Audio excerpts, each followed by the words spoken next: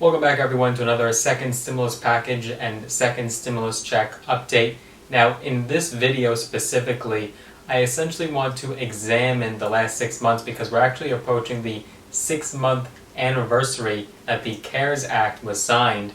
Feels like it was just yesterday, but at the same time it feels like it was 5 years ago that that package was signed into law. So we're going to be looking at what has happened and the current state of Americans' financials and their status right now.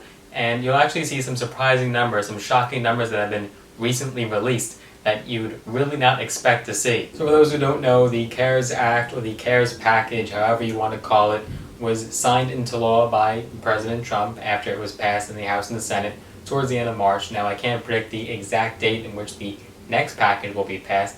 However, one thing I can predict is that you, in the next few seconds, are going to be smashing the like button. Be sure that you give the video a big thumbs up, smash the like button. Just it will help with that YouTube algorithm. YouTube will actually push the video out to more people, get more eyeballs on the video, so it does support me when you do it, and it's totally free to do so. It doesn't cost you anything to smash the like button, so go ahead and tap that like button for me. I do appreciate it, and it does support my channel, so that way I can actually make daily and weekly uploads for you guys and doing videos every single solitary day, all because of you and your support. I don't charge anything, I don't sell anything, it's totally free. So I will appreciate when you do that for me. Now, the CARES Act was in fact the largest piece of legislation that was ever passed in history in the United States of America. A whopping $2 trillion, actually more than $2 trillion that package was. And believe it or not, it really did help a lot of American families and did keep the American economy afloat. It really, truly did. Some may look at it as a token effort and big businesses got maybe the chunk of the benefits and the American people and the poorest, the middle class, did not reap any of the rewards. But the fact is that that is not true. In fact, genuinely, Americans did see a lot of benefits, because we're going to be looking at some numbers in just a second here, and it will actually show you how much benefit that the American people received from the CARES Act. If we look back at that $2 trillion bill, it provided hundreds of billions of dollars in extra food aid, enhanced unemployment benefits, stimulus checks for workers and their families, including expanding unemployment insurance to millions of workers who previously would have not qualified, and it also provided loans to small businesses struggling during lockdown orders and kept some workers on payrolls. And what was the upshot of hundreds of billions of dollars being injected into businesses and American families?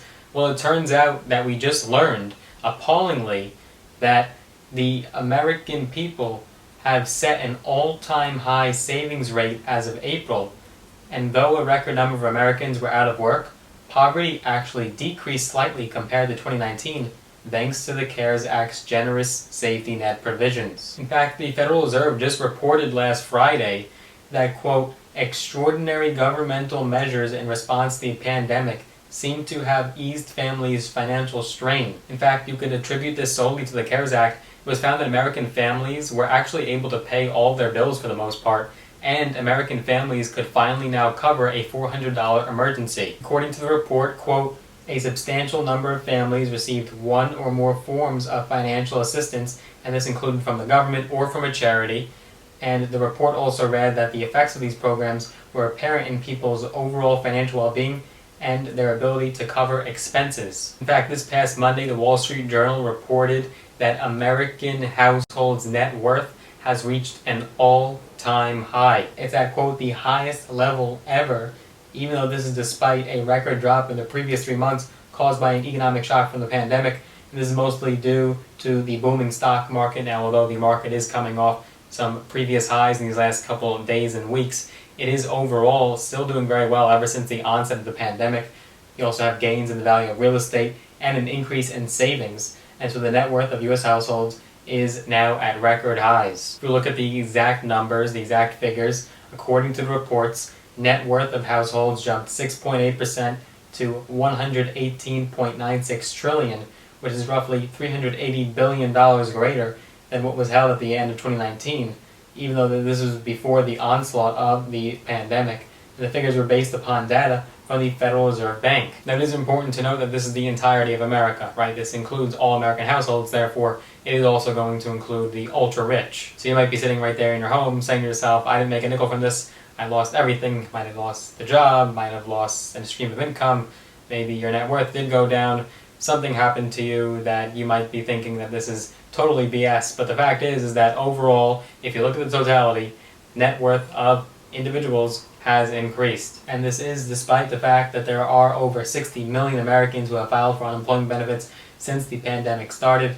Many people are worried about holding on to their jobs. A large number of families don't even have an emergency fund to get them through 3 or 4 months and risk being evicted from the apartments or are unable to make mortgage payments. On the flip side, the Wall Street Journal has also released a report that states, quote, the crisis is wreaking a particular kind of havoc on the debt-laden middle class. However, this actually has little to do with the pandemic because it just has to do with the natural middle class lifestyle of trying to keep up with the Joneses. And so it was found that middle class Americans are piling on too much debt to maintain the facade of a prosperous middle class lifestyle, keeping up with the Joneses. So pandemic or not, you would still see mounting debt coming on the backs of middle class Americans. This is just natural. It would have happened anyways because you have the massive inflation of school costs and education. I have vociferously expressed my thoughts on the education system in older videos, and you can take a look back if you'd like. So again, having nothing to do with the pandemic, it was found, for example, Anthony Carnival, the director of the Georgetown University Center on Education and the Workforce, said that, quote, there's a professional workforce that's getting slammed, and what he sees happening here is a core assault on successful college-educated families, which are the new breed of middle American class families. He's basically saying that the middle class is getting crushed because they're taking on large amounts of debt to finance automobiles, college tuition, homes, travel, medical, and other expenses. And this is occurring while wages have been stagnating and the job market is getting tougher to find a suitable and appropriate paying position corresponding with their background, skills, and experience. It's been found that white-collar job advertisements such as software development and banking and finance have declined, and Indeed claims that job postings for higher wage occupations have taken the biggest tumble. Quote, postings in the higher wage occupations are now 28% below trend versus 12% below trend for lower wage occupations. There's also raising concerns in the commercial real estate, airlines, and energy sectors because these so-called temporary furlough jobs might actually turn into permanent job losses that could drastically impact the economy. I'm curious how you have been impacted from the pandemic. Have you benefited or have you lost a substantial amount of potential money? Let me know down below in the comments. But if you enjoyed this video, if you got value out of it, go ahead and hit the thumbs up button, smash the like button for me. Just help with that YouTube algorithm. I do appreciate that. And if you want to see more videos from my channel, go ahead and hit that subscribe button because I post videos now every single day covering business, finance, investing, entrepreneurship, mindset strategy, and tips and tricks from my own experience. I also do these stimulus check and stimulus package updates. So if you're interested in any of those topics, go ahead and click that big red button, subscribe. And if you want to see more of this on my channel and be notified every single time that I do upload a new video, click that notification bell as well. That way you're notified every single time I make a new video. Looking forward to seeing you in the next one.